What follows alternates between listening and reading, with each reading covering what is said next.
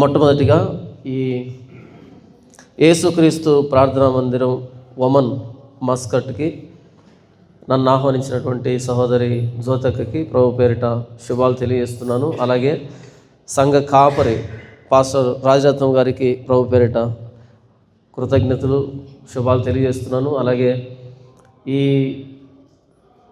విదేశాల్లో ఇక్కడ వచ్చి జీవనోపాధి నిమిత్తం మేమంతా క్రీస్తు రక్తంలో కడగబడ్డాం కాబట్టి సంఘముగా కూడి క్రీస్తుని, ఆయన ప్రాణత్యాగాన్ని ఘనపరచాలి, జ్ఞాపకం ఉంచుకోవాలి, ఆయనకు సాక్షులంగా బ్రతకాలి అని ఇలా మందగా సంఘముగా కూడి వచ్చినటువంటి మీ అందరికీ ప్రభు పేరిట శుభాలు తెలియజేస్తున్నాను. రాత్రికాల సమయంలో ఆదికాండం 2వ అధ్యాయం 1వ వచనం నుంచి 3వ వచనం వరకు విశ్రాంతి దినం అంటే ఏంటి, విశ్రాంతి దినం ప్రభువైన యేసుక్రీస్తు వారిలో ఎలా నెరవేరింది, మనం ఎలా ప్రభువైన యేసుక్రీస్తు వారిలో మన పాప క్షమాపణ బట్టి క్రీస్తు అనుగ్రహించిన విశ్రాంతిని అనుభవిస్తున్నామన్నది చూసాం. ఇంతవరకు 7 రోజులు అయిపోయాయి ఆదికాండంలో, సృష్టి క్రమంలో. అయితే ఈ సృష్టి క్రమం అంతా అయిపోయిన తర్వాత దేవుడు తన స్వరూపంలో తన పోలిక చొప్పున నిర్మించినటువంటి మానవుణ్ణి ఏదైనా తోటలో ఉంచి దేవుడు మానవుడికి ఇస్తున్నటువంటి ఒక ఆజ్ఞ 2వ అధ్యాయము 8వ వచనం నుంచి, దేవుడైన యెహోవా, నేను చదువుతాను. దేవుడైన యెహోవా తూర్పున ఏదెనులో ఒక తోట వేసి తాను నిర్మించిన నరుని దానిలో ఉంచెను. ఏదేను అంటే ఉన్నతమైనది, అందమైనది, ఆనందకరమైనది అని అర్థం. ఈడెన్ అంటే ఉన్నతమైనది, హైయెస్ట్ ప్లేస్ అని, ఆనందకరమైనది అని, అందమైనది అని. దేవుడు ఆదాముని ఒక ఉన్నతమైన ప్రాంతంలో, రమ్యమైనటువంటి ప్రాంతంలో ఉంచాడు. 7వ వచనం, 9వ వచనం, మరియు దేవుడైన యెహోవా చూపునకు రమ్యమైనదియు ఆహారమునకు మంచిదియునైన ప్రతి వృక్షమును, ఆ తోట మధ్యను జీవవృక్షమును మంచి చెడ్డల తెలివినిచ్చు వృక్షమును నేల నుండి మొలిపించెను. మరియు ఆ తోటను తడుపుటకు ఏదెనులో నుండి ఒక నది బయలుదేరి అక్కడ నుండి చీలిపోయి 4 శాఖలాయెను. ఈ ఏదెను తోటలో ఆదాము తాను భుజించడానికి చూపునకు రమ్యమైనదియు ఆహారమునకు మంచిదినైన ప్రతి వృక్షమును, ఆదామును దేవుడు నేలమంటితో నిర్మించాడు కాబట్టి ఈ శరీరానికి కావలసినటువంటి ఆహారాన్ని, చూపునకు రమ్యమైన ప్రతి వృక్షాన్ని, ఆహారముకు మంచిదైనటువంటి ప్రతి ఆహార పదార్థాన్ని ఏదైనా తోటలో ఉంచాడు. ఒకవేళ ఇక్కడితో గనుక అయిపోయి ఉంటే, మానవుడిని గూర్చి, ఏదైనా గూర్చి, దేవుని గూర్చి అయిపోయి ఉంటే కనుక ఆదాము జీవితం అన్నది అర్థరహితమైండు. ఆదాము జీవితానికి ఒక ఉద్దేశం లేకుండా ఉండు. ఎందుకంటే ప్రతి ఆహార పదార్థాన్ని పెట్టాడు, తినమన్నాడు. అప్పుడు ఆదాము దేవుని స్వరూపంలో, దేవుడు ఎలాగైతే మోరల్ బీయింగో, దేవుడు ఎలాగైతే ఆయన స్వతంత్రుడో, అలాంటి లక్షణాలు ఆదాములో కనిపించేవి కాదు. ఎందుకంటే మిగిలినటువంటి జంతువులు, అప్పటికే జంతు ప్రపంచం సృష్టించబడింది. జంతువులు కూడా దేవుడు ప్రతి చెట్టుని ఆహారంగా ఇచ్చాడు. ఇక్కడ ఆదాముకు కూడా ఆహారం ఇస్తున్నాడు. కాబట్టి జంతు ప్రపంచానికి మానవుడికి మధ్యలో వ్యత్యాసం ఉండేది కాదు. దేవుడు తన స్వరూపంలో తన పోలిక చొప్పున అన్నది ఎప్పుడు బయటపడుతుందంటే 16వ వచనం, మరియు దేవుడైన యెహోవా ఈ తోటలో ఉన్న ప్రతి వృక్ష ఫలములను నీవు నిరభ్యంతరంగా తినవచ్చును, అయితే మంచి చెడ్డల తెలివినిచ్చు వృక్ష ఫలములను తినకూడదు, నీవు వాటిని తినుదినమున నిశ్చయముగా చచ్చెదవని నరునికి ఆజ్ఞాపించను. ఈ 16-17 వచనాలు నిజంగానే ఆదాము దేవుని స్వరూపంలో దేవుని పోలికలో చేయబడ్డాడా అనే నిర్ధారణ ఈ 16-17 వచనాలు. ఎందుకంటే మానవుడిని చేసినటువంటి అదే రోజు దేవుడు జంతు ప్రపంచాన్ని చేశాడు, 6వ రోజు మొదటి భాగంలో.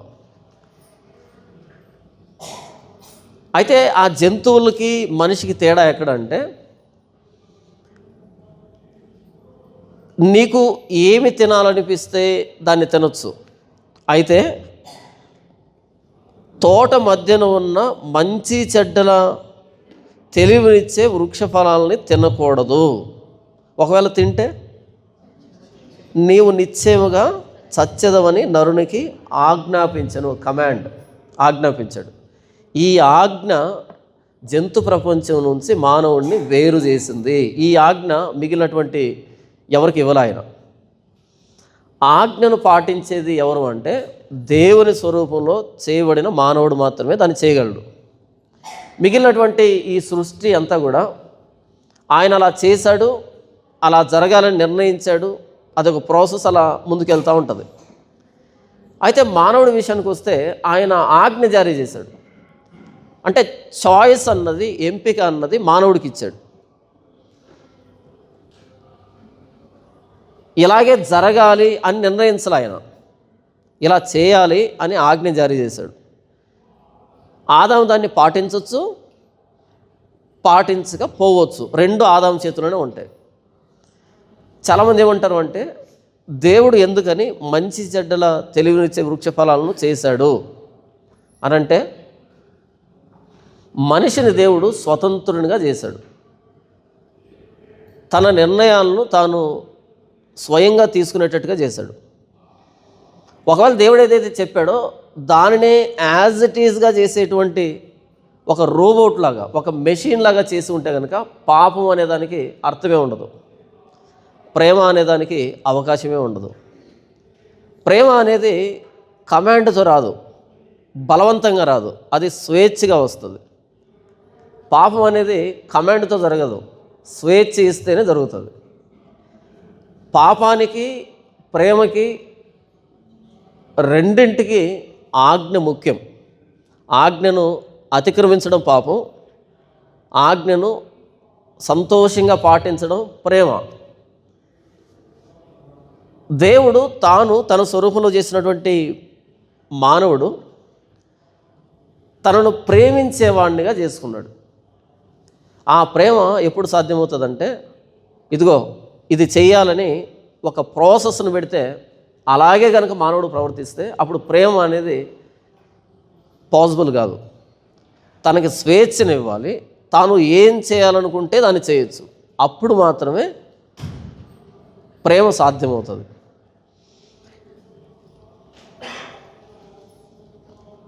దేవుడు అంటున్నాడు, ఈ తోటలో ఉన్న ప్రతి వృక్ష ఫలములను నీవు నిరభ్యంతరంగా తినవచ్చు. అంటే ఎన్ని చెట్లు ఇచ్చుంటాడు?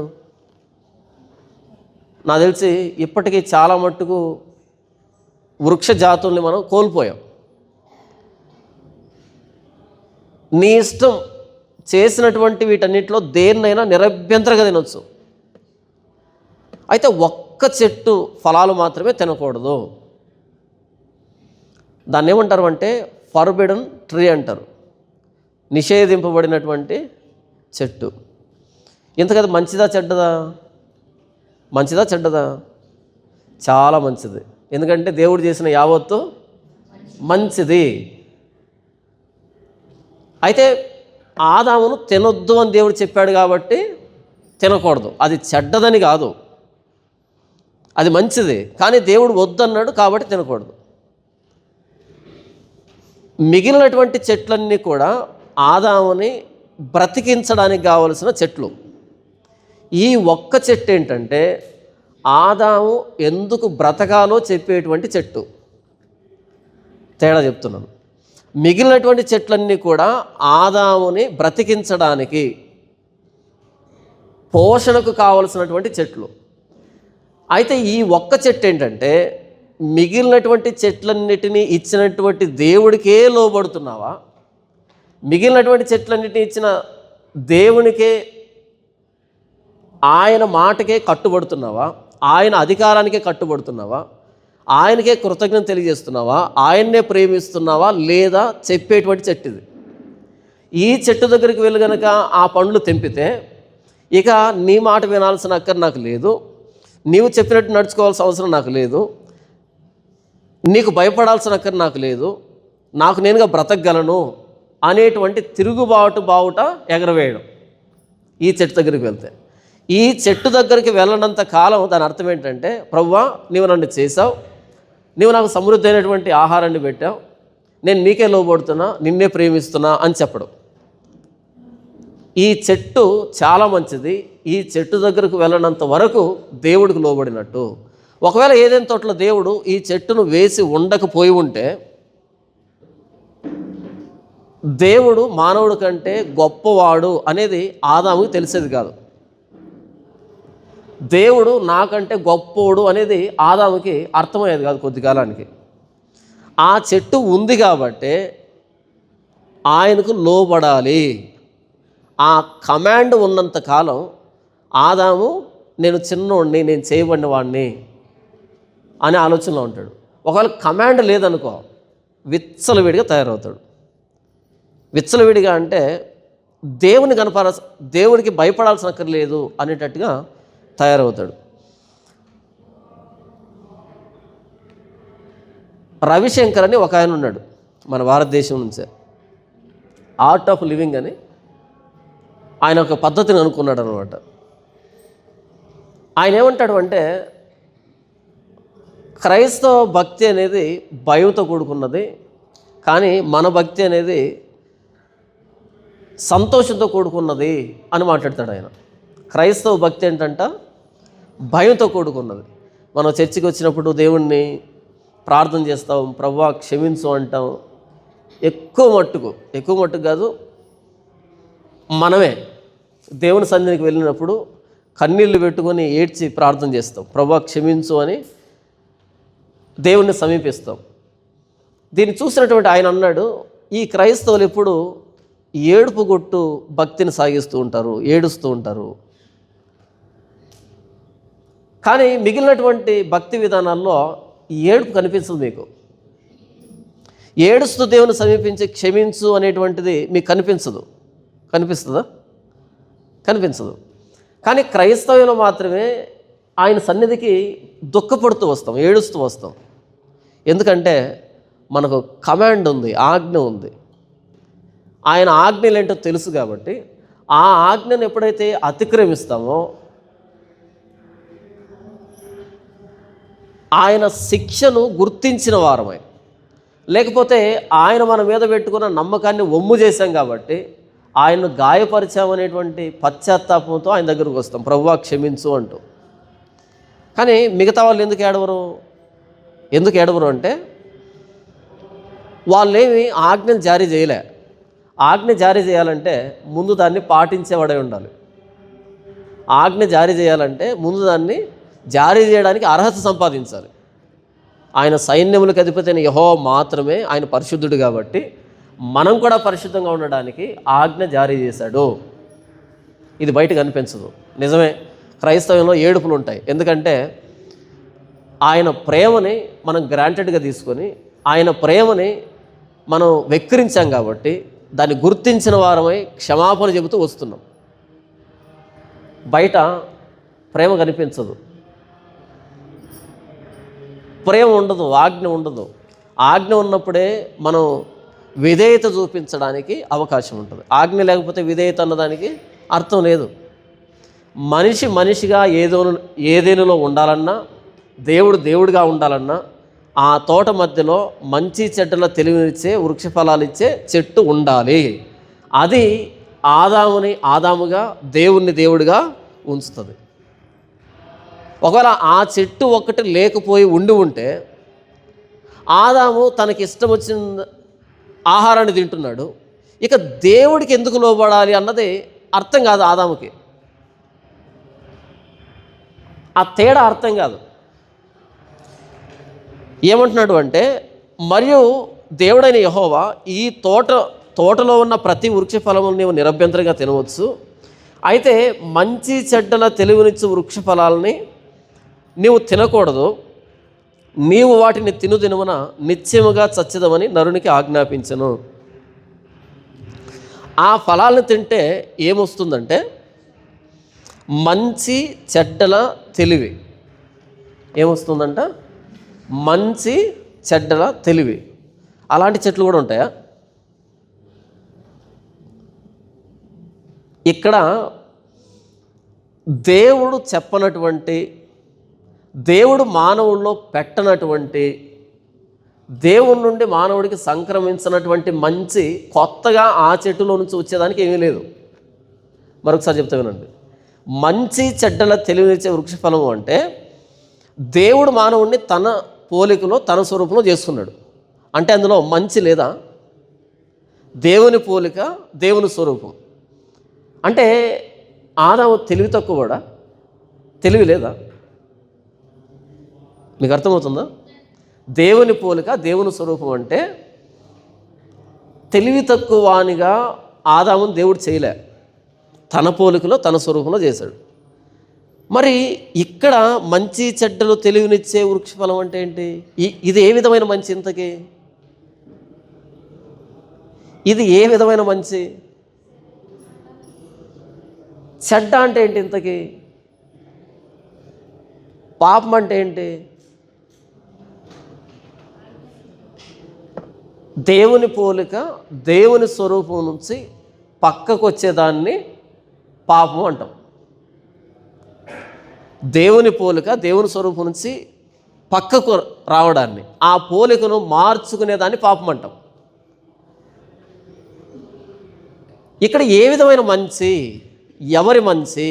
ఎవరికి మంచి? ఎవరు చెప్పిన మంచి? ఎవరు నిర్ణయించుకున్న మంచి?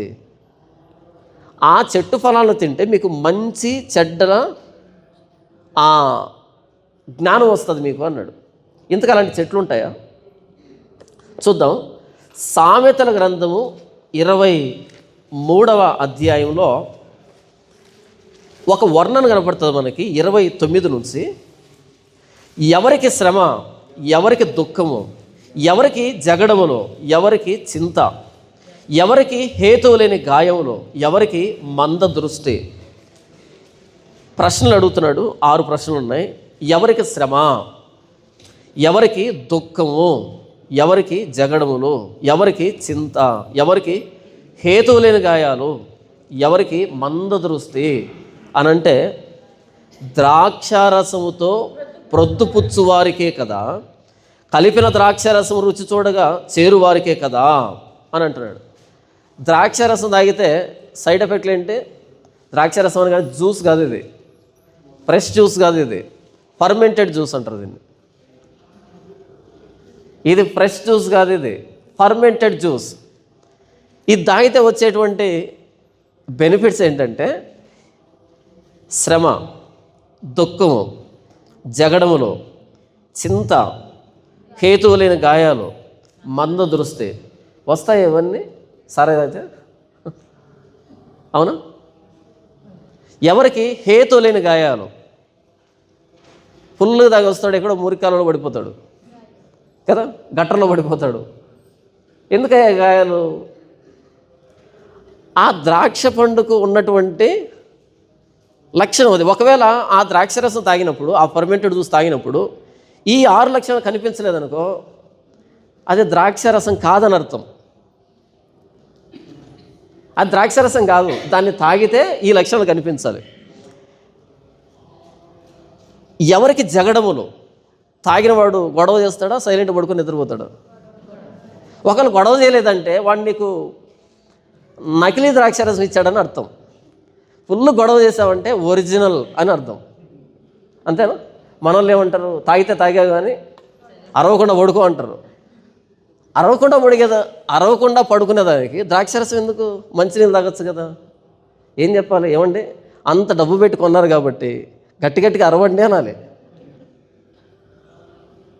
నేనేమంటున్నానంటే, ఈ ద్రాక్షరసానికి ఆయన పెట్టినటువంటి లక్షణం ఏంటంటే, దీన్ని ఫ్రెష్ జ్యూస్ లాగా తీసుకుంటే బ్లడ్ని ప్యూరిఫై చేస్తుంది, రక్తాన్ని ప్యూరిఫై చేస్తుంది. దాన్ని మురగబెట్టి, అది మనం కొల్లబెట్టి అంటారు కదా, పులియబెట్టి కనుక తీసుకుంటే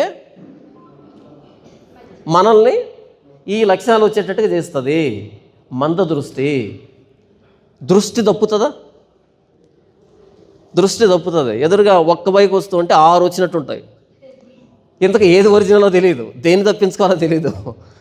ఎవరికి మంద దృష్టి, ఎవరికి హేతువు లేని గాయాలు, ఎవరికి చింత, ఎవరికి దుఃఖం. చూడండి ఇంకా దాని లక్షణాలు ఎలా ఉన్నాయో. 31 వచనం, ద్రాక్షరసం మిక్కిలి ఎర్రబడగను, గిన్నెలో తలతలలాడుచుండగను, త్రాగుటకు రుచిగా ఉండగను, దానివైపు చూడకము. చాలా టెంప్టింగ్గా ఉంటుంది, చాలా ఆకర్షణీయంగా ఉంటుంది, కానీ దానివైపు చూడొద్దు అని అంటున్నాడు. చూస్తే ఏమవుతుంది? 32, పిమ్మట అది సర్పం వలె కరుచును, కట్లపాము వలె కాటు వేయును, విపరీతమైనవి నీ కన్నులు కనబడును, నీవు వెర్రి మాటలు పలుకుదువు, నీవు నడి సముద్రంలో పండుకొని వాని వలె ఉందువు, ఓడ కొయ్య చివరను పండుకొని వాని వలె ఉందువు. నన్ను కొట్టినను నాకు నొప్పి కలగలేదు, నా మీద దెబ్బలు పడినను నాకు తెలియలేదు, నేనెప్పుడు నిద్ర మేలుకొందును, మరలా దాన్ని వెదుగుతును అని అనుకొందు. అంటే అడిక్షన్. తాగి పడుకున్న తర్వాత మరలా ఏమనిపిస్తుందంట? మరలా ఎప్పుడు నిద్ర లేవాలి, మరలా ఎప్పుడు దాన్ని తాగాలి. అడిక్షన్, వ్యసనం అవుతుందంట. అక్కడేంటి, కొట్టినా సరే దెబ్బ తగలదంట. అందుకే చాలామంది సాయంకాలం రాగానే తాగుతారు. ఎందుకంటే బాడీ పెయిన్స్కి. అంతేనా దాని అర్థం? చూడండి, నన్ను కొట్టినను నాకు నొప్పి కలగలేదు, నా మీద దెబ్బలు పడినను నాకు తెలియలేదు. ఫిజికల్ పెయిన్ని తీసివేస్తుంది. చాలామంది తాగుడు ఇలాగే అలవాటు చేసుకుంటారు. బాగా బాడీ పెయిన్స్ వస్తున్నాయంట కాబట్టి కొంచెం వేసుకుంటే కానీ నిద్ర పట్టదంట. అలా వేసుకొని ఇక వేసుకోకపోతే పిచ్చెక్కే పరిస్థితి వస్తుంది. దాన్ని అడిక్షన్ అంటారు. చూడండి, నీవు నడి సముద్రంలో పండుకొని వాని వలె ఉందువు, ఓడ కొయ్య చివరను పండుకొని వాని వలె ఉందువు. అలా తాగి పడుకుంటేనంట ఎక్కడ ఉన్నట్టు ఉంటుంది? నడి సముద్రంలో. ఏ డిస్టర్బెన్స్ ఉండదు, గాఢ నిద్రలోకి వెళ్ళిపోతావు. అదేనా? ఇదంతా ద్రాక్ష పండుకున్నటువంటి లక్షణాలు. ఫ్రెష్గా తీసుకుంటే ఒకటి, అలా కాకుండా పులియబెట్టి తీసుకుంటే ఇంకొక లక్షణం. అయినా ఇన్ని సైడ్ ఎఫెక్ట్స్ ఉన్నదాన్ని దేవుడు ఎందుకు చేశాడు ఇంతకీ? అంతే కదా, ఇన్ని సైడ్ ఎఫెక్ట్లు ఉంటే ఆయన ఎందుకు చేయాలి? ఆయన చేయకుండా ఉంటే బాగుండు కదా. చూడండి, సామెతల గ్రంథము 31వ అధ్యాయము 6వ వచనం, ప్రాణం పోవచ్చున్న వానికి మద్యము నీయుడి, మనోవ్యాకులము గల వారికి ద్రాక్షరసము నీయుడి, వారు త్రాగి తమ పేదరికను మరుతురు, తమ శ్రమను ఇకను తలంచుకుందురు. ఎందుకు చేశాడు ఆయన ద్రాక్ష పండుకి? ఆ క్వాలిటీ ఎందుకు పెట్టాడు అంటే, ఫ్రెష్గా తాగమని వయసులో ఉన్న వాళ్ళకి, ఆరోగ్యంగా ఉన్నవాడికి చెప్పాడు. దాన్ని పులియబెట్టుకొని ఎవరిని తాగమన్నాడు అంటే, మనకు కాదు, ఇది ఈ వ్రాసినటువంటి కాలానికి సంబంధించి మాట్లాడుతున్నాం. మనకిప్పుడు వేరేది మాట్లాడతాను. చూడండి 6వ వచనం, ప్రాణం పోవచ్చున్న వానికి మద్యాన్ని ఇవ్వండి. ప్రాణం పోతున్న వాడికి మద్యం ఎందుకు అంటే, యాక్సిడెంట్ అయిందేమో, లేకపోతే రోగం వచ్చిందేమో, మరణపు పడక మీద ఉన్నాడు, విపరీతమైన నొప్పి, నిద్ర లేనితనం, విపరీతమైన ఆలోచనలు, పిచ్చెక్కినట్టుగా మాట్లాడుతున్నాడు, మరణపు పడక మీద ఉన్నాడు. ఆ వ్యక్తి ఏం చేయాలి? స్లీపింగ్ టాబ్లెట్స్ ఇవ్వాలి. కానీ అప్పుడు ఫార్మసీ ఇండస్ట్రీ లేదే, ఫార్మా ఇండస్ట్రీ లేదే. ఆ ఫార్మా ఇండస్ట్రీనే ఫర్మెంటెడ్ గ్రేప్ జ్యూస్. అంతేనా? మనం తీసుకోవచ్చు, ఇప్పుడు తీసుకోవచ్చా? చూడండి, ప్రాణం పోవచ్చున్న వారికి మద్యం నీవుడి, మనోవ్యాకులం గల వారికి ద్రాక్షరసం. మనోవ్యాకులం, రాత్రంతా నిద్రపోవట్లే, విపరీతం కేకలు వేస్తున్నాడు, అవే ఆలోచనలు. వాడికి ఇస్తే ఏమవుతుంది? నడి సముద్రంలో పండుకొని వాని వలే నిద్రపోతాడు, హాయిగా నిద్రపోతాడు. దాని ఒరిజినల్ పర్పస్ అది. కాకపోతే పర్పస్ను మార్చి మనం ఏం చేస్తున్నాం, రోడ్ల మీద తిరగడానికి వాడుతున్నాం. ఇది తప్పు. ఆయన ఇచ్చిన ఉద్దేశం వేరు, వాడుతున్న ఉద్దేశం వేరు. 8వ వచనం, తమ శ్రమను క్షమించండి, మనోవ్యాకులము గల వారికి ద్రాక్షారసమునియండి, వారు త్రాగి తమ పేదరికమును మరుతురు, తమ శ్రమను ఇకును తలంచుకుందురు. ఆ శ్రమలో ఉన్న వ్యక్తులకి. ఎవరికి శ్రమ అన్నాడు? ఏది? శ్రమ లేకుండా తాగితే శ్రమ వస్తుంది, శ్రమలో ఉన్నప్పుడు తాగితే శ్రమను మరిచిపోతారు. దేవుడు ఈ సృష్టిలో చేసిన ప్రతి పదార్థం మంచిది, చెడ్డదాన్ని దేని చేయలే. అయితే ఆయన దాన్ని ఎందుకు వాడమన్నాడో అందుకు వాడినప్పుడు అది మంచిది. ఆయన వాడొద్దు అంటే వాడకపోవడం మంచిది. మార్ఫిన్ అని వినుంటారు మీరు. మార్ఫిన్ అంటే దేనికి వాడతారు? డ్రగ్లాగా వాడతారు, మందులాగా వాడతారు కదా, మత్తు ఎక్కడానికి వాడతారు. పట్టుకుంటే కేసు కదా అది. కానీ మా నాన్న హాస్పిటల్ జాయిన్ చేసిన తర్వాత చివరి రోజు డాక్టర్ గారు దాన్ని వ్రాసి ప్రిస్క్రిప్షన్లో దీన్ని అర్జెంటుగా తీసుకురమ్మన్నాడు. సరేనని దాన్ని తీసుకుని వెళ్ళేటప్పుడు ఆటోలో ఓపెన్ చేసి ఇంతకు ఏం రాశాడని చూస్తే మార్ఫిన్ అని ఉంది అక్కడ. అరే, మార్ఫిన్ అనేది అది డ్రగ్ కదా, అంటే మాదక ద్రవ్యం కదా, పట్టుకుంటే అసలు బెయిల్ కూడా రాదు కదా, మరి దీన్ని ఎందుకు రాశాడు మా నాన్న కోసం అని అంటే అది మెడిసినల్ పర్పస్గా రాశాడు. ఆ మెడిసిన్ లాగా దాన్ని తీసుకున్నప్పుడు ఆయన నొప్పిని ఆయన మరిచిపోతాడు. ఆపరేషన్ చేసినప్పుడు విపరీతమైన నొప్పి ఉంటుంది కదా, అది తగ్గడానికి, నిద్ర పట్టడానికి. కానీ అలా డాక్టర్ వ్రాయకుండా మనకు మనమే దాన్ని తీసుకుంటే, నరానికి ఎక్కించుకుంటే దాన్ని డ్రగ్ అంటాం, మాదక ద్రవ్యం అంటాం. అది నాన్ బెయిలబుల్ కేసు. అది మార్ఫిన్ చేసింది ఎవరు? దేవుడు. దేని చేశాడు? వ్యసనానికి అలవాటు కావడానికి కాదు, విపరీతమైన శ్రమలో ఉన్నప్పుడు ఉపశమనం కోసం చేశాడు. ఈ సృష్టిలో అనేకమైనటువంటి చెట్లు ఉన్నాయి. ఒక్కో చెట్టుకి ఒక్కో ఆ పండుకి లేదా ఆకుకి లేకపోతే వేరుకి బెరడుకి ఆ పువ్వుకి ప్రతిదానికి ఒక్కో లక్ష్యం పెట్టాడు. అయితే ఇక్కడ మంచి చెడ్డల తెలివినిచ్చే వృక్షఫలం ఏదైతే ఉందో దానికి ఉన్న లక్షణం ఏంటంటే, దాన్ని తినగానే దేవుడు చెప్పే మంచి చెడ్డగా అనిపిస్తుంది, దేవుడు దేన్నైతే చెడ్డ అన్నాడో అది మంచిగా అనిపిస్తుంది. ఇంకొకసారి చెబుతాను, ఈ ఫలాన్ని తింటే దేవుడు చెప్పినటువంటి మంచి చెడ్డగా అనిపిస్తుంది, దేవుడు వద్దు అన్నదాన్ని మంచి అని అనిపిస్తుంది. ఎలాగైతే ద్రాక్షరసాన్ని తాగినప్పుడు విపరీతమైనవి కంటికి కనిపిస్తాయో, ఎలాగైతే ద్రాక్షరసం తాగినప్పుడు అందరి మీదకి గొడవకి వెళ్ళాలనిపిస్తుందో, ఎలాగైతే ద్రాక్షరసం తాగినప్పుడు రోడ్డు మీద చక్కగా నడవకుండా గొంతుల్లోనూ మిట్టల్లోనూ పడిపోతుంటామో, ఎలాగైతే తలబట్టుకుపోతుందో, ఎలాగైతే విపరీతమైన నిద్ర వస్తుందో, ఇలాగే ఈ ఫలాలు తిన్నప్పుడు దేవుడు మంచి అన్నది చెడ్డగా మారిపోతుంది, దేవుడు చెడ్డ అన్నది మంచిగా మారిపోతుంది. సింపుల్ చెప్పాలంటే ఇక దేవుడి మీద ఆధారపడాల్సిన అక్కర్లేదు, నాకంతా తెలుసు అనే దగ్గరకు వస్తుంది వ్యవహారము. మన పిల్లలు ఉంటారు, వాళ్ళు వయసుకు రానంత వరకు మనం గీచిన గీతని దాటరు, మనం ఏం చెప్తే అదే. ఇక అమ్మే దేవత అయిపోతుంది, నాన్నే దేవుడు అయిపోతుంది, అంతా అలాగ ఉంటుంది. తల్లిదండ్రులు అంటే అంత అఫెక్షన్ ఉంటుంది వాళ్ళకి, అంత ప్రేమ ఉంటుంది వాళ్ళకి. అయితే వాళ్ళు వయసులోకి వస్తారు, వయసులోకి వచ్చిన తర్వాత ఏమంటారంటే నువ్వు నోరు మూసుకో, నీకేం తెలియదు అని అంటారు కదా. వాళ్ళు వయసులోకి రానంత వరకు మా నాన్నకి అంతా తెలుసు, మా నాన్న హీరో, మా నాన్నకి తెలిసి ఇంకెవరో తెలియదు అనేటట్టుగా అనుకుంటారు. వాళ్ళు వయసులోకి వచ్చిన తర్వాత ఏమనుకుంటారు? నువ్వు నోరు మూసుకో, నీకేం తెలియదు కానీ కదా, నువ్వు నోరు మూసుకో, నీకేం తెలియదు అంటుంటారు. ఇంతకు మనకేం తెలీదా? నిజంగానే వాళ్ళకు తెలిసింది మనకు తెలియదు, వాళ్ళకు తెలిసింది మనకు తెలియదు అనే ఫీలింగ్లోకి వచ్చారు వాళ్ళు ఎక్కడ నేర్చుకున్నారు మనకు తెలియంది? ఇంటర్నెట్లో నేర్చుకున్నారు, ఫ్రెండ్స్ దగ్గర నేర్చుకున్నారు, బయట నేర్చుకున్నారు, అది మనకు తెలియదు. మనం ఏం చేస్తాం? ఒక కీప్యాడ్ కొనిస్తాం వాళ్ళకి. నీకు అసలు ఏమీ తెలియదు, నీకు లోకమే తెలియదు, నాకు కావాల్సింది కీప్యాడ్ కాదు, నాకు కావాల్సింది అసలు కీసే ఉండకూడదు, అలాంటి మొబైల్ కావాలి. ఇప్పుడు దాన్ని వద్దు అన్నాం అనుకో, మనం ఏమైపోతాం? మొరటోళ్ళం అయిపోతాం, వెనకబడిన వాళ్ళం అయిపోతాం, ఏమీ తెలియదు మనకి, లోకం అర్థం కావట్లేదు. మనం ఎందుకు కీప్యాడ్ తీయిస్తాం? తర్వాత వాడు ఏమవుతాడో తెలుసు కాబట్టి.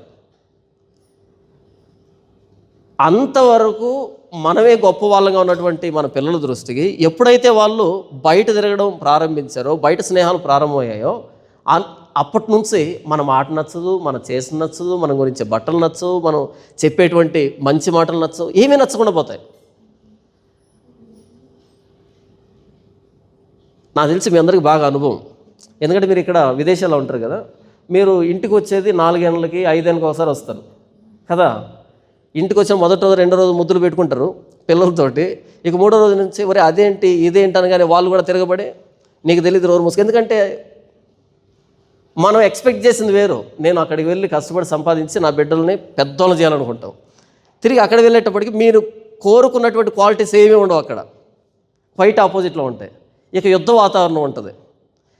కొంతమంది బాగా వెక్స్ అయిపోయి విసిగెత్తిపోయి, నువ్వు పెద్దడు అయిపోయావరా, నీకు బాగా తెలివి వచ్చింది, ఎంత తెలివి ఉన్నోడితే నేను మాట్లాడలేను, ఇక నీ బ్రతుకు నువ్వు బ్రతుకు, నేను కట్టించిన ఇంట్లో ఉండక్కర్లేదు, బయటికి వెళ్ళిపో, అంతే కదా, నువ్వు పెద్దోడు అయిపోయావు, ఇంకక్కర్లేదు, నీ పని నువ్వు చేసుకో, నీ బతుకు నువ్వు చూసుకో అనే దగ్గరికి వస్తావా?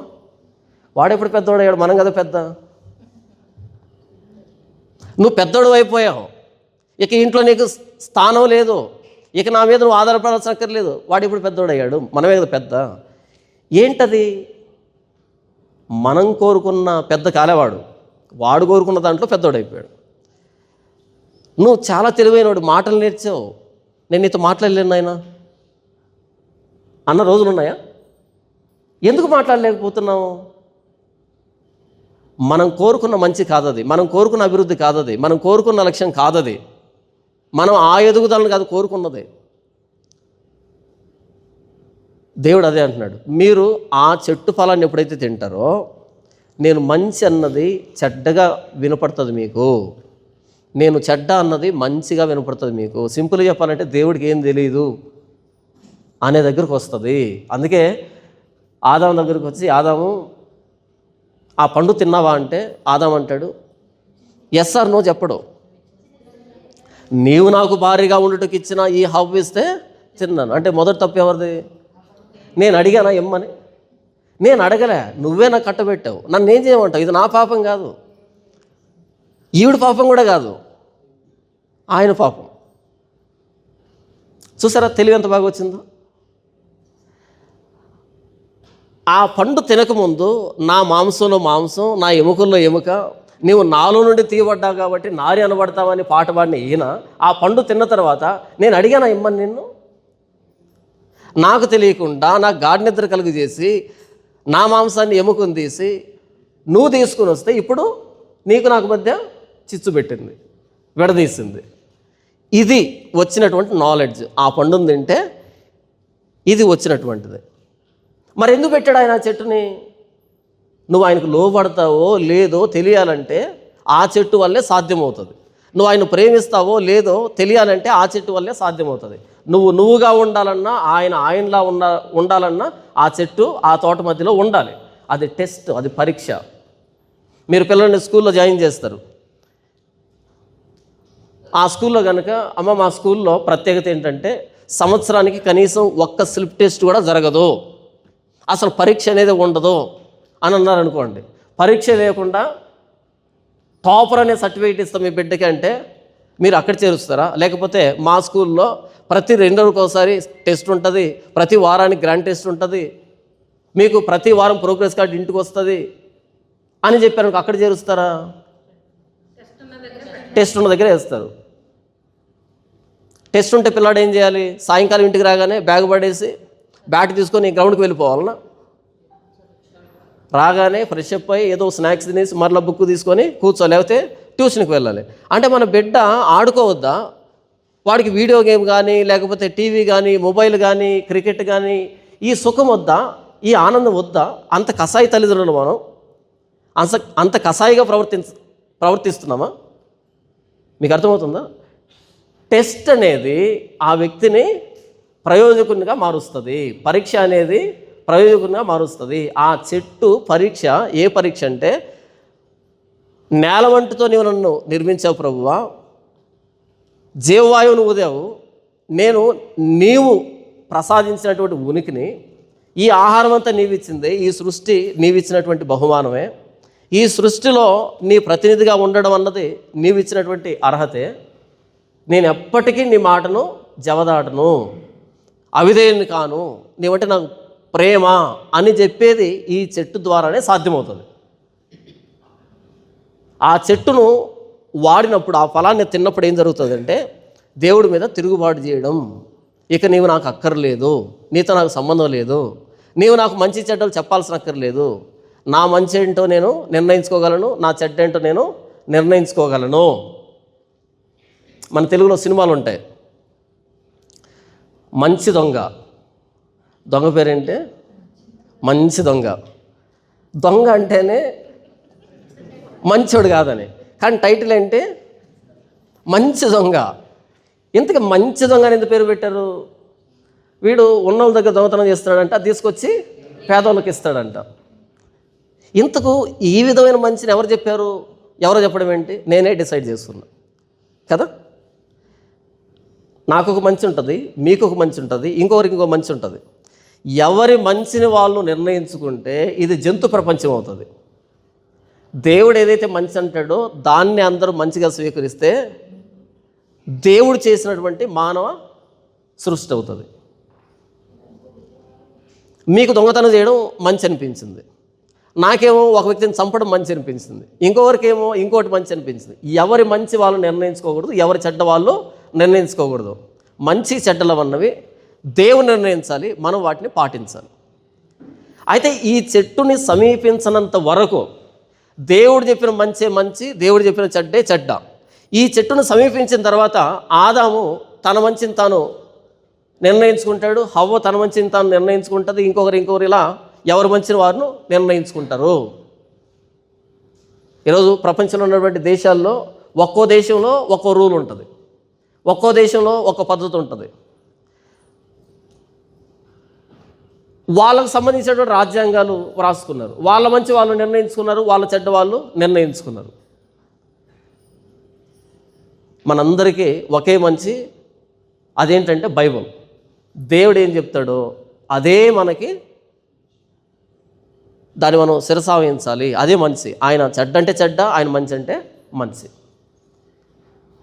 ఆ చెట్టు దేనికి అంటే దేవుని అధికారాన్ని పాటించడానికి, దేవుని అధికారానికి లోబడ్డానికి, దేవుణ్ణి స్వేచ్ఛగా ప్రేమించడానికి, దేవుడికి విధేయులుగా ఉండడానికి ఆ చెట్టు.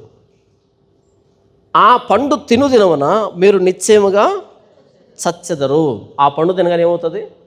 మీరు చనిపోతారు. చావు అనేటువంటి ప్రాసెస్ ప్రారంభమవుతుంది. అది జాతీయం. ఆ పండు తినుదినమున అంటే ఎగ్జాక్ట్గా దాన్ని తిన్న వెంటనే అని కాదు, అది తిన్న వెంటనే చావు అనే లక్షణం ప్రారంభమవుతుంది. వాళ్ళు ఆ పండు తిన్నారు, అప్పటి నుంచి నంబర్ స్టార్ట్ అయింది. మొదటి రోజు, రెండవ రోజు, మూడవ రోజు, 930 సంవత్సరాలకి ఆదాము మృతి పొందెను. ఆ ప్రాసెస్ ప్రారంభమైంది. ఆ పండు తినే దినమున నీవు నిశ్చయముగా చచ్చెదవు. అది తినకముందు ఏమైంది? వాళ్ళ శరీరం అన్నది చావుకు డిజైన్ చేయబడలే, జీవానికి డిజైన్ చేయబడింది. ఇప్పుడు ఏమైంది? మొదటి రోజు, రెండవ రోజు, మొదటి సంవత్సరం, రెండవ సంవత్సరం, ఇలా శరీరంలో మార్పులు చేర్పులు జరుగుతున్నాయి. ఎందుకని? ఏదో ఒక రోజు ఇది పడిపోవాలి కాబట్టి. ఆ పడిపోయేదానికి సంబంధించినటువంటి లక్షణాలన్నీ మార్పులు జరుగుతున్నాయి శరీరంలో. ఆ పండుకుండేటువంటి లక్షణం అదే. చాలా మట్టుకు ఈ ముష్టికాయలు అంటారు చూసారా, ముష్టికాయలు పాత రోజుల్లో సూసైడ్ చేసుకునేదానికి వాడేవాళ్ళు, లేకపోతే గన్నేరు పప్పు అంటారు, లేకపోతే రకరకాల చెట్లు ఉన్నాయి, వాటిని తిన్నప్పుడు చనిపోతాడు మనిషి. అయితే దీన్ని తిన్నప్పుడు చావు అనే లక్షణం ప్రారంభమైంది. బైబుల్ 3 రకాల మరణాల గురించి చెప్పింది. అదేంటండి, పండు తిన్నారు వెంటనే చనిపోలేదంటే, బైబుల్ 3 రకాల మరణాల గురించి చెప్పింది. Number 1 spiritual death, number 2 physical death, number 3 second death. అంతేనా? ఆత్మీయమైన మరణం, భౌతికమైన మరణం, రెండవ మరణం. ఆత్మీయమైన మరణం అంటే మన పాపముల చేతను అపరాధముల చేతను చచ్చిన వారమై ఉండగా దేవునితో ఎడబాటు. నీవు బ్రతికి ఉన్నావన్న పేరు మాత్రం ఉంది, కానీ నీవు మృతుడవే. మృతులు తమ మృతులను పాతి పెట్టుకొని నీవు నన్ను వెంబడించు అంటే బ్రతికే ఉంటారు, కాకపోతే దేవునికి వాళ్ళకి మధ్య సంబంధం ఉండదు. దీన్ని స్పిరిచువల్ డెత్ అంటారు, ఆత్మీయ మరణం. ఎప్పుడైతే ఆ పండును తిన్నారో చల్లపోవటం దేవుడు వచ్చాడు. ఆదాము ఎక్కడున్నావంటే ఆయన కనిపించట్లేదు, దరిదాపుల్లో దాక్కున్నాడు, దూరంగా వెళ్ళిపోయాడు. ఎడబాటు, స్పిరిచువల్ డెత్. అది దేవుని దగ్గర రావడానికి భయం వేస్తుంది, దేవుని దగ్గర రావాలంటే సిగ్గు అనిపిస్తుంది. నా తెలియకడు తను ఆదాము హవ్వలు ఇద్దరిని తన చేతులతో నిర్మించింది ఆయన దగ్గరికి రావడానికి సిగ్గుపడుతున్నారు వాళ్ళిద్దరు. దేవుని దగ్గర రావాలంటే భయం, దేవుని దగ్గర రావాలంటే సిగ్గు, దేవుని దగ్గర రావాలంటే రకరకాల కారణాలు. ఏదో ఒక చెట్టు చాటును దాక్కోవడం, లేకపోతే ఏదో ఒక కారణం చాటును దాక్కోవడం, ఏదో ఒక మతం చాటును దాక్కోవడం, ఏదో ఒక కులం చాటును దాక్కోవడం, ఏదో ఒక భయం చాటును దాక్కోవడం. సువార్త ద్వారా మనం పిలుస్తూ ఉన్నప్పుడు రండి అంటే మతం చాటును దాక్కుంటారు, లేకపోతే ఏ కులం చాటునో గోత్రం చాటునో, ఏదో భర్త పంపించట్లేదు, భార్య ఒప్పుకోవట్లేదు, పిల్లలు అంగీకరించట్లేదు, ఏదో కారణం, ఏదో ఒక చెట్టు కావాలి దాక్కోవడానికి. మొత్తానికి దేవుని దగ్గరికి రాకూడదు. వస్తే ఏమవుతుంది? మా దిగంబరత్వం కనిపిస్తుంది, మేముగా ఆయనకు అర్థమైపోతాం. మేము మంచోళంగా ఉండాలంటే చెట్టు చాటునే దాక్కోవాలి. ఎందుకు ప్రభు అయిన యేసుక్రీస్తు దగ్గరికి ప్రపంచం రావడానికి సందేహిస్తుంది అంటే ఆయన దగ్గరకు వస్తే ఆయన చెప్పే మాటలు బట్టి మనం ఎంత చెడిపోయామో తెలిసిపోతుంది ప్రపంచానికి. నాకేమో తాగుడు ఇష్టం, ఆయన దగ్గరకు వస్తే తాగొద్దు అంటాడు. ఆయన దగ్గరకు వచ్చి కూడా తాగితే కనుక పరమ దుర్మార్గమైన తాగుడుపోతుగా చిత్రీకరించబడదు. అదే ఆయన దగ్గర రాకుండా తాగాను అనుకో, ఆ వ్యక్తి ఇష్టం అండి అంటారు. వచ్చిన తర్వాత తాగామనుకో, ఆయన చెప్పిన తర్వాత కూడా తాగుతున్నాడు, ఇంకా పెద్ద చెడ్డ పేరు వస్తుంది కదా. కాబట్టి ఆయన దగ్గర రాకుండా ఏదో ఒక సిద్ధాంతం వెనకాల దాక్కోవడం. ఎప్పుడైతే ఆ పండును తిన్నారో స్పిరిచువల్ డెత్ వచ్చింది. తర్వాత 930 సంవత్సరాలకి ఫిజికల్ డెత్ వచ్చింది. సెకండ్ డెత్ అంటే రెండవ మరణం అంటే నరకం. కాబట్టి స్పిరిచువల్ డెత్ అన్నది ఇమ్మీడియట్గా స్టార్ట్ అయింది, అప్పుడే వచ్చింది. ఫిజికల్ డెత్ అన్నది 930 సంవత్సరాలు ఆగింది. పాపం చేసిన వాళ్ళు ఎక్కడికి వెళ్తారు? నరకానికి వెళ్తారు. ఇది సెకండ్ డెత్, రెండవ మరణం. ఎప్పుడైతే అక్కడ దేవుడు అంటాడు నిశ్చయముగా చచ్చదవు, ఇందులో అనుమానం లేదు, సందేహం లేదు, నిశ్చయంగా చచ్చిపోతావు. ఎందుకు ఆ మాట అన్నాడు అంటే ఒక్కసారి దేవుడు వద్దు అన్నదాన్ని చేస్తే ఆయనకు దూరం కావడం అన్నది నిశ్చయం, ఇందులో అనుమానం లేదు. హెచ్ఐవి అని ఒక జబ్బు ఉంది. హెచ్ఐవి, ఎయిడ్స్ అంటారు కదా, ఒక జబ్బు ఉంది. వాస్తవానికి అది జబ్బు కాదంట, ఎయిడ్స్ అన్నది అదొక కండిషన్ అని అన్నారు. జబ్బు కాదు, అది కండిషన్. ఇప్పుడు టీబీ ఉంది, అదొక జబ్బు. లేకపోతే హార్ట్ అటాక్ ఉంది, హార్ట్ స్ట్రోక్ ఉంది, లేకపోతే బీపీ ఉంది, షుగర్ ఉంది, ఇవన్నీ కూడా జబ్బులు కదా. అయితే ఎయిడ్స్ అన్న జబ్బు కాదంట, అదొక కండిషన్. ఏ కండిషన్ అంటే మనలో ఉన్నటువంటి ఇమ్యూనిటీ పవర్ని లేకుండా చేసి పడేస్తుంది. వ్యాధి నిరోధక శక్తిని లేనటువంటి స్థితి. ఎప్పుడైతే వ్యాధి నిరోధక శక్తి లేదో అన్ని రకాల జబ్బులు లోపలికి వచ్చేస్తాయి. జలుబు కూడా మనల్ని ప్రాణాంతకంగా మారుతుంది మనకి. మీకు అర్థమైందో? నీవు ఎప్పుడైతే ఆ పండును తింటావో అదేం చేస్తుందంటే నాకు మీరు భయపడకుండా చేస్తుంది, నాకు మీరు లోబడకుండా చేస్తుంది. ఎప్పుడైతే నాకు మీరు లోబడడం భయపడడం మానేస్తారో అప్పుడు ఇక ఏ విధమైన భ్రష్టత్వం మీలో చోటు చేసుకుంటుందో దానికి హద్దు ఆపుండదు. ఇక ఒక్కసారి దేవుడు మంచి కాకుండా పోయి ఆయన చెడ్డ అన్నది మంచిగా కనిపిస్తే ఆ తర్వాత మనం ఎన్ని రకాల భ్రష్టత్వాలకు లోబడతాం అన్నది ఎవరు ఊహించలేరు. రోమీయులకు రాసిన పత్రిక 1వ అధ్యాయము 28 నుంచి అపోస్తలుడైన పౌలు అంటున్నాడు, మరియు వారు తమ మనసులో దేవునికి చోటియ నొల్లకపోయిరి, మరియు వారు తమ మనసులో దేవునికి చోటు ఇయ్యకపోయేది. ఎప్పుడైతే వారి మనసుల్లో దేవునికి చోటు లేదో కనుక అంటే వాళ్ళు తమ మనసులో దేవునికి చోటు ఇవ్వలేదు కాబట్టి, ఇచ్చారు అంటే ఆ చెట్టు దగ్గరికి వెళ్ళరు, ఇవ్వలేదు అంటే ఆ చెట్టు దగ్గరికి వెళ్ళి తెంపుతారు. ఒక్కసారి దేవుణ్ణి తమ మనసులోంచి పక్కన పెట్టారు కనుక చేయరాని కార్యములు చేయుటకు దేవుడు భ్రష్ట మనసుకు వారిని అప్పగించెను. భ్రష్టులు అయిపోతారు, ఆ మనసు భ్రష్టంగా మారిపోతుంది. ఇప్పుడు చూడండి ఆ భ్రష్టత్వం ఎలాగుంటుంది. అట్టివారు సమస్తమైన దుర్నీతి చేతను, దుష్టత్వము చేతను, లోభము చేతను, ఈర్ష్య చేతను నిండుకొని మత్సరము, నరహత్య, కలహము, కపటము, వైరమును వాటితో నిండిన వారై కొండగాండ్రను, అపవాదకులను, దేవద్వేషులను, హింసకులను, అహంకారులను, బెంకములారు వారును, చెడ్డవాటిని కల్పించు వారును, తల్లిదండ్రులకు అవిధేయులను, అవివేకులను, మాట తప్పు వారును, అనురాగ రహితులను, నిర్దయులు అయిరి. ఇట్టి కార్యములను అభ్యసించువారు మరణమునకు తగిన వారు అను దేవుని న్యాయవిధిని బాగుగా ఎరిగి ఉండి వాటిని చేయిస్తున్నారు. ఇది మాత్రమే కాక వాటిని అభ్యసించు వారితో సంతోషంగా సమ్మతించుతున్నారు. ఇదంతా ఈ లిస్ట్ అంతా ఎక్కడి నుంచి వచ్చిందంటే తమ మనసులో దేవునికి చోటియనొల్లకపోయేరి కనుక అక్కడి నుంచి ఈ లిస్ట్ అంతా ప్రారంభమైంది. ఎక్కడి దాకా వచ్చిందంటే ఇట్టి కార్యములను అభ్యసించువారు మరణమునకు తగినవారు అను దేవుని న్యాయ విధిని బాగుగా ఎరిగి ఉండి వాటిని చేయిస్తున్నారు. ఇది మాత్రమే కాక వాటిని చేయు వారితో సంతోషముగా సమ్మతించుతున్నారు. తెలిసి కావాలనే ఏం జరిగితే అది జరగనేం చేస్తారు. దేవుడు శిక్షిస్తా అంటే సరే చూద్దాం పో. చచ్చిపోతారంటే ఏదో ఒక రోజు చచ్చిపోవాలి కదా. నరకం ఉందంటే అందరి పోయే దగ్గరికి వెళ్తే తప్పే ఉండదు, అందరూ ఎక్కడికి కదా. మొండితనం వచ్చేసింది, మూర్ఖత్వం వచ్చేసింది. ఎక్కడి నుంచి వచ్చింది ఇదంతా? ఆ పండు తెంపారు, ఆ పండును తిన్నారు. ఒక్కసారి దేవునికి అవిధేయత చూపెడితే ఆయన వద్దన్న దాన్ని చేస్తే అది ఆగదు. అక్కడి నుంచి ప్రారంభం అవుతుంది. అది ఊట. అక్కడి నుంచి ఎంత ఊరుతుందో, ఎంత దూరం పోతుందో, ఎంత లోతు పారుతుందో తెలియదు మనకి. నిశ్చయంగా చచ్చిపోతారు, నిశ్చయంగా దూరం అయిపోతారు మీరు. అది తిన్నారా మీకు నాకు నిశ్చయంగా ఎడబాటే. అందుకనే ఏదైనా తోటలోంచి బయట పంపించాడు. ఇక మీదట మీరు లోపలికి రాకండి, ఖడ్గజ్వాలని నిలవబెట్టాడు. ఎందుకని? ఎడబాటు. అక్కడి నుంచి మరలా తూర్పుకి వచ్చారు, అక్కడి నుంచి మరలా తూర్పుకి వచ్చారు, అక్కడి నుంచి మరలా తూర్పుకి క్షీణాల మైదానానికి వచ్చేటప్పటికి అందరు కలిసి మాట్లాడుకున్నారంట, మనమంతా ఎక్కడ పోవద్దు. దేవుడు ఏమన్నాడు? మీరు సర్వలోకానికి వెళ్ళి అంటే మీరు మొత్తం భూమిని అంతా ఆక్రమించుకోండి, దాన్ని స్వాధీనపరచుకోండి, లోపరుచుకోండి, విస్తరించండి. ఆయన చెప్తే మనమంతా విస్తరించొద్దు, అందరం ఇక్కడ ఇదే మైదానంలో ఉండి ఆకాశం అంటే ఇటువంటి ఒక గోపురాన్ని కడదాం, ఒక పట్టణాన్ని కడదాం.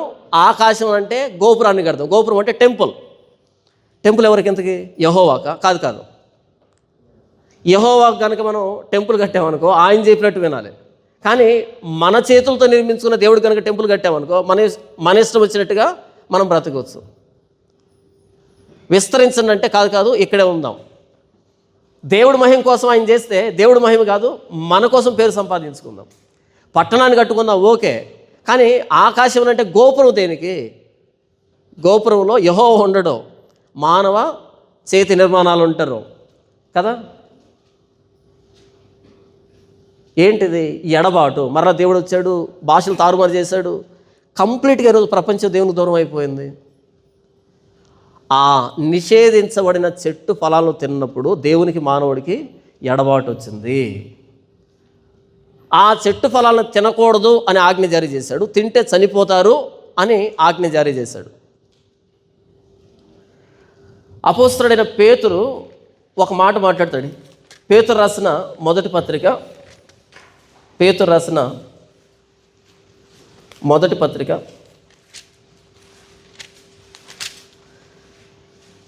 పేతురు రాసిన రెండవ పత్రిక 2వ అధ్యాయము 24వ వచనం. మనము పాపముల విషయమై చనిపోయి నీతి విషయమై జీవించినట్లు ఆయన తానే తన శరీరమందు మన పాపములను మ్రాను మీద మోసుకొనెను. ఆయన పొందిన గాయముల చేత మీరు స్వస్థత నొందుతారు. ఏమంటున్నాడు ఆయన? మంచి చెడ్డల తెలివినిచ్చే వృక్ష ఫలాలు ఆ చెట్టు ఏదైతే ఉందో దాన్ని తిన్నప్పుడు పాపం వచ్చింది, శాపం వచ్చింది, అవిధేయులయ్యారు, మరణం వచ్చింది, దేవుని సన్నిధిని పోగొట్టుకున్నారు, దేవుని స్వరూపం నుంచి పడిపోయారు, దేవుని ఉగ్రతకు లోనయ్యారు, తమ ఆహారాన్ని తామే కష్టపడి పండించుకోవాల్సిన పరిస్థితి వచ్చింది. ఏదైనా తోట బయట ఫస్ట్ మర్డర్ చోటు చేసుకున్న హత్య జరిగింది. ఏదైనా తోట బయట దేవుడు పెట్టినటువంటి బంధాలకి విపరీతమైన అర్థాలను ఇచ్చారు. దేవుడు ఒక్క ఆదాముకి ఒక్క స్త్రీని ఇస్తే బయటకు వచ్చిన తర్వాత లేవిక్ అనే వ్యక్తి 2 భార్యలు పెళ్లి చేసుకున్నాడు. హత్యలు ప్రారంభమయ్యే తర్వాత మనం ఈ 6వ అధ్యాయం వచ్చేటప్పటికి తమకు మనసు వచ్చిన స్త్రీలను వివాహం చేసుకున్నారు. వివాహం అంటే పెళ్ళని కదా, అక్కడ బలవంతం చేశారు, కిడ్నాప్ చేశారు, అత్యాచారాలు జరిగాయి. మొత్తం అందరిని తుడిచిపెట్టే దగ్గరకు వచ్చిన వ్యవహారము. మనం 18-19కి వెళ్తే ఇక స్వలింగ సంపర్కులు వచ్చారు. మొత్తం సంసారం అనేది విచిత్రంగా మారిపోయింది, వికృతంగా మారిపోయింది. ఏంటిదంతా? ఆ దేవుడు వద్దన్నటువంటి పండును తింటే ఎవడు మంచివాడిది, ఎవడు చెడ్డవాడిది. నాకు మంచి అనుకున్నది నా మంచి, నీకు మంచి అనుకున్నది నీకు మంచి. నా చెడ్డ వేరు, నీ చెడ్డ వేరు. ఇలా ఎంతమంది ఉన్నారో అంతమందికి ఓన్ డిక్షనరీస్ వచ్చాయి. ఏదైనా తోటలో ఉన్నప్పుడు ఒకే డిక్షనరీ, బయటకు వచ్చిన తర్వాత ఎవడి డిక్షనరీ వాడిది, ఎవడి నిర్వచనాలు వాడిది, ఎవడు మంచివాడికి ఎవడు చెడ్డవాడికి. మీకు ఇది చెడ్డ అనిపించవచ్చు, నాకు అది మంచిది. ఇష్టానుసారంగా ప్రవర్తించడం ప్రారంభించారు. దానిని అపోస్తలుడైన పౌలు అంటున్నాడు, అపోస్తలుడైన పేతురు అంటున్నాడు, మనం పాపముల విషయమై చనిపోయి, అక్కడ పాపం జరిగితే చచ్చిపోయారు. ఏదైనా తోటలో అవిధేయులయ్యారు, పాపాన్ని తెచ్చుకున్నారు, చనిపోయారు. ఇక్కడ రివర్స్ అవుతుంది. ఏదైనా తోటలో ఉన్నటువంటి ఆ చెట్టు రివర్స్ అవుతుంది. ఇంకో చెట్టును చూపెడుతున్నాడు, ఇంకో చెట్టు ఫలాన్ని చూపెడుతున్నాడు. అక్కడేమో ఆ చెట్టును చూపించి దీన్ని తినకండి అన్నాడు. ఇక్కడ పేతురు వచ్చి ఏం చెప్తున్నాడు అంటే, ఒక చెట్టును చూపించి ఈ చెట్టు ఫలాన్ని మీరు తెంపుకుంటేనే మరలా విధేయులు అవుతారు, మరలా పాపం పోతుంది, మరలా బ్రతికించబడతారు, మరలా దేవునితో సంబంధం ఏర్పడుతుంది, మరలా ఏదేం తోట అనుభవంలోకి వస్తారు అని ఇంకో చెట్టును చూపెడుతున్నాడు. చూడండి, మనం పాపముల విషయమై చనిపోయి నీతి విషయమై జీవించున్నట్లు ఆయన తానే తన శరీరమందు మన పాపములను మ్రాను మీద మోసుకొనెను. మ్రాను మీద, ఎందుకు మ్రాను అంటున్నాడు? అది సిలువు కదా. ఆ సిలువని అపోస్తలుడైన పేతురు ఏమని వర్ణిస్తున్నాడు అంటే, అది మాను. ఇంతకు ఆ మాను మీద వేలాడుతున్న ఫలం ఏంటి? ప్రభువైన యేసుక్రీస్తు వారు. ఈ మ్రాను మీద వేలాడుతున్న ఈ ప్రభువైన యేసుక్రీస్తు వారిని ఎవరైతే తెంపుతారో, ఆ రోజు ఏదైనా తోటలో తెంపినటువంటి దానికి రివర్స్ ఎఫెక్ట్స్ పడతాయి, రివర్స్ కాన్సిక్వెన్సెస్ వస్తాయి. ఆ రోజు దాన్ని తెంపినప్పుడు అవిధేయులయ్యారు, ఇప్పుడు ఈయన తెంపుకుంటే విధేయులు అవుతారు. ఆ రోజు ఆ పండును తిన్నప్పుడు మీ మంచి మీది, మీ చెడ్డ మీది అనేటట్టుగా తయారైంది. ఇప్పుడు ఈయన తెంపుకుంటే మరలా దేవుడు ఏదైతే మంచి అంటాడో, దేవుడు ఏదైతే చెడ్డ అంటాడో ఆయన డెఫినేషన్ని పాటించే దగ్గరకు వస్తాము. ఎప్పుడైతే ఈ యేసు ప్రభువును తెంపుకుంటామో మనం పాపాత్ములం కాకుండా ఉచితంగా నీతిమంతులుగా చేయబడతాం, ఉచితంగా పరిశుద్ధులుగా చేయబడతాము. ఎప్పుడైతే ఈ మ్రాను మీద వేలాడుతున్న ప్రభువైన యేసుక్రీస్తుని తెంపుకుంటామో దేవుని ఉగ్రత నుంచి మనం తప్పించబడతాం. ఆ రోజు ఖడ్గజ్వాలని అడ్డు పెట్టాడు, ఇక రాకండి అని. ఈరోజు ఏమైంది? నేనే మార్గం, సత్యం, జీవం, నా ద్వారానే తప్ప ఎవడు తండ్రి వద్దకు రాడు. ఆ రోజు నా దగ్గరికి రాకండి అని ఖడ్గజ్వాలను అడ్డు పెట్టాడు. ప్రభువైన యేసుక్రీస్తు అంటున్నాడు, ఎవరైతే నా దగ్గరకు వస్తారో వాళ్ళు తండ్రి దగ్గరకు వచ్చినట్టు నేనే దారి. ఖడ్గజ్వాలలు పోయాయి, ఆ ఉగ్రత పోయింది. అందుకే ప్రభువైన యేసుక్రీస్తు వారి శిలువ మరణం తర్వాత పునరుద్ధానం జరిగింది. పునరుద్ధానం అంటే ఏదైనా తోటలో జరిగిన దానికి ఆపోజిట్, అది మరణానికి ఆపోజిట్. అది ఎవరైతే ప్రభువైన యేసుక్రీస్తు వారిని తెంపుకుంటారో వాళ్ళు మరణములో నుంచి జీవములోనికి దాటి ఉన్నారు, రివర్స్ అయింది. ఎవరైతే ప్రభువైన యేసుక్రీస్తు వారిని తెంపుకుంటారో వాళ్ళు ఆ రోజు ఎలాగైతే ప్రతి చల్లపూట దేవుడు వచ్చి వారితో మాట్లాడుతున్నాడో, ప్రతి సందర్భంలో మనం దేవునితో మాట్లాడే అనుభవంలోకి వస్తాం. మనకు సంతోషం వచ్చినా ప్రార్థన చేస్తాం, మనకు బాధ వచ్చినా ప్రార్థన చేస్తాం, ప్రతి సందర్భంలో ప్రార్థన చేస్తాం. ఎందుకని మనం మోకరించి దేవుని ప్రార్థన చేస్తాం? దేవునితో మాట్లాడే అనుభవం. ఇది ఏదైనా తోటలో ఆదాము హవ్వలకు ఉండేది. అయితే ప్రభువైన యేసుక్రీస్తుని అంగీకరించిన తర్వాత ప్రతి సందర్భంలో మోకరించి పరలోకమందున్న మా తండ్రి అని మొరపెడుతున్నామంటే ఏదైనా తోట అనుభవంలోకి వచ్చాం. ఒకప్పుడు ఆ పండు తిన్నప్పుడు దేవుడు వచ్చి పిలవగానే ఎక్కడున్నావు అనగానే వాళ్ళు చెట్టు దగ్గర దాక్కున్నారు. అయితే ఇప్పుడు పాపం జరగగానే మనం చెట్టు దగ్గర దాక్కోవడంలే, పరుగున వచ్చి ఆయన పాద సన్నిధిలో పడి ప్రభువా పాపం జరిగింది, ప్రభువా పొరపాటు జరిగింది, ప్రభువా క్షమించని వేడుతున్నాం. ఆ రోజు దేవుడు ఎందుకు అడిగాడు? ఆదాము ఎక్కడున్నావని తెలియక అడిగాడా? తాము చేసిన తప్పుని ఒప్పుకుంటారని అడిగాడు. ఎక్కడ అంటే పరుగున వచ్చి ఆయన పాదాల మీద పడి ప్రభువా తప్పు అయిపోయింది, పాపం చేసాం, అవిధేయులమయ్యాం అని ఒప్పుకుంటారని పిలిచాడు, కానీ వాళ్ళు రాలే. అయితే ఈరోజు మనం ఎవరో చెప్పాల్సిన కల్లా రండి పాపాలు ఒప్పుకోండి. వెంటనే మనలో ఉన్న పరిశుద్ధాత్మ దేవుడు మనల్ని ఆయన వచ్చి పాపాన్ని గురించి, నీతిని గురించి, తీర్పుని గురించి మిమ్మల్ని ఒప్పుకొని చేస్తాడు. పరిశుద్ధాత్మ దేవుడు మరలా పాపాన్ని ఒప్పుకునేంత వరకు మనల్ని ఊరకే ఉంచడు. రావాల్సిందే, ఆయన పాల్సిన నిలబడి ఒప్పుకోవాల్సిందే. ఇదంతా ఈ రెండవ చెట్టు, ప్రభువైన యేసుక్రీస్తు వారి సిలువ అనేటువంటి ఈ చెట్టు మీద వేలాడుతున్న ప్రభువైన యేసుక్రీస్తు అని తెంపుకుంటే జరిగినటువంటి మేలులు ఇవన్నీ, ప్రయోజనాలు ఇవన్నీ రాయబడుతుంది. చూడండి, ఆయన పొందిన గాయముల చేత మీరు స్వస్థత నొందితిరి. ఆ రోజు ఎప్పుడైతే ఆ పండును తెంపుకున్నారో పాపం అనే గాయం ఏర్పడింది వారి జీవితంలో. ఏంటి ఆ గాయం? దిగంబరత్వం. ఏంటి ఆ గాయం? దిగంబరత్వం. మన గాయం అయిందనుకోండి, బ్యాండేజ్ వేసుకుంటామా? మనంతా బట్టలు వేసుకున్నాం ఇక్కడ. ఏంటివి? బ్యాండేజీలు. ఇవన్నీ ఇవి బ్యాండేజీలు. నాది కాస్ట్లీ బ్యాండేజు. మీకు అర్థమవుతుందా? బట్టలు వచ్చింది ఎక్కడి నుంచి అంటే దిగంబరత్వాన్ని కప్పుకోవడానికి. దిగంబరత్వం, నీవు దిగంబరుడివి అని నీకు తెలిపిన వాడేవాడు. నీవు దిగంబరుడు అని నీకు తెలిపిన వాడేవాడు. వాళ్ళకి తెలియదు, వాళ్ళకి బట్టలు లేవు, కానీ వాళ్ళు సిగ్గు ఎరుగక ఉండిరి. ఎప్పుడైతే అది తిన్నారో వాళ్ళకి బట్టలు లేవని అర్థమైంది, దిగంబరులు అని అర్థమైంది. దాన్ని కప్పుకోవడానికి బట్టలు వచ్చాయి కదా. ఈరోజు మనంతా బట్టలు వేసుకుంటున్నామంటే అర్థమేమని? బ్యాండేజ్ వేసుకుంటున్నామని. బ్యాండేజ్ నీట్గా ఐరన్ చేసుకొని కొత్త కొత్త బ్యాండేజ్లు కొనుక్కుంటూ, బర్త్డే రాగానే కొత్త బ్యాండేజ్లు కొనుక్కుంటాం కదా.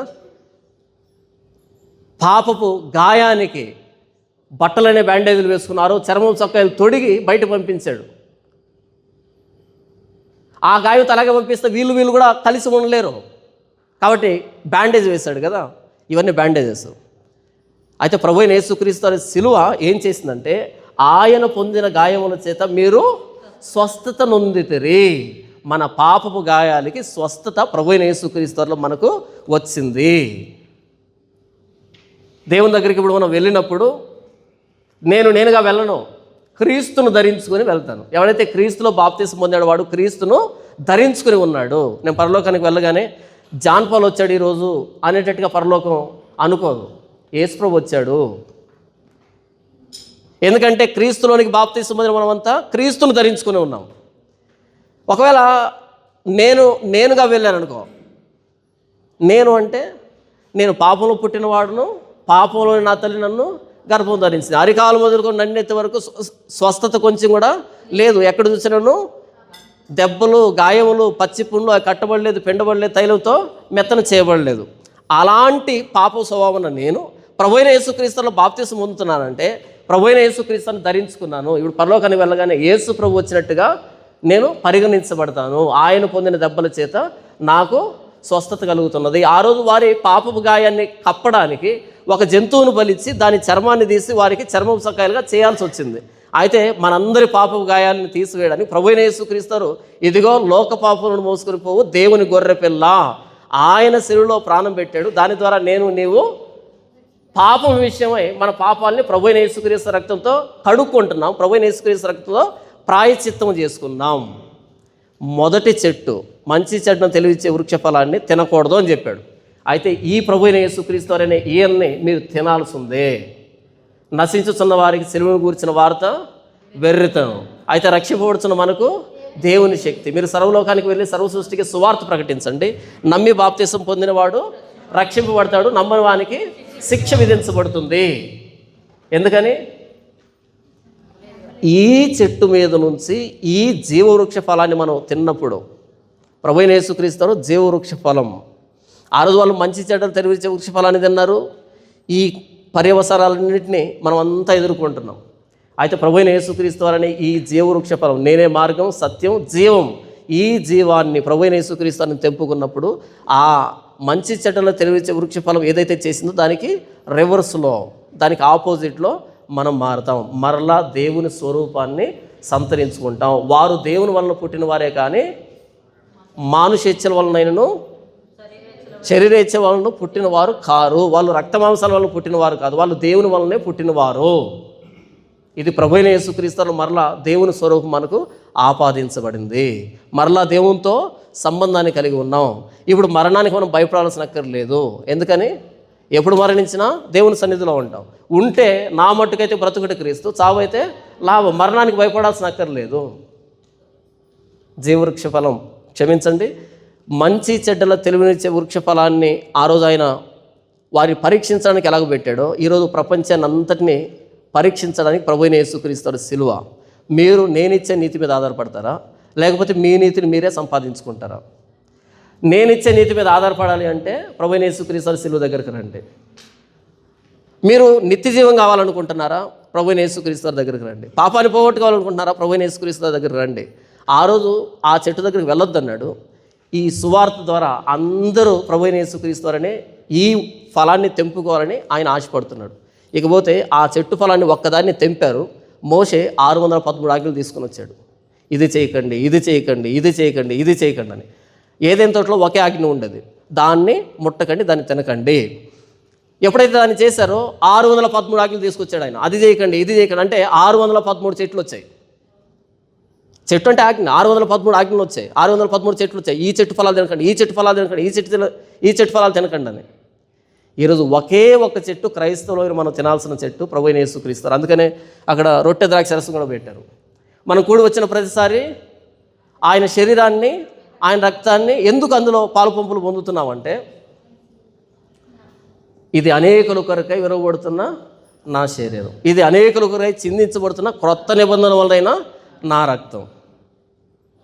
ప్రభువైన యేసుక్రీస్తుని భుజించేటువంటి స్థితికి మనం వచ్చాం. ఈయన్ని ఎంత భుజిస్తామో మరలా దేవునికి అంత దగ్గర అవుతాం, మరలా దేవుని స్వరూపాన్ని సంతరించుకుంటాం, ఉచితంగా నీతిమంతులుగా పరిశుద్ధంగా మారుతాం, దేవుని ఉగ్రతను తప్పించుకుంటాం. ఆ చెట్టు, మొదటి చెట్టు, నిషేధించబడిన చెట్టు ఏదైతే చేసిందో దానికి భిన్నమైనటువంటి స్థితిని మనం సంపాదించుకుంటున్నాం.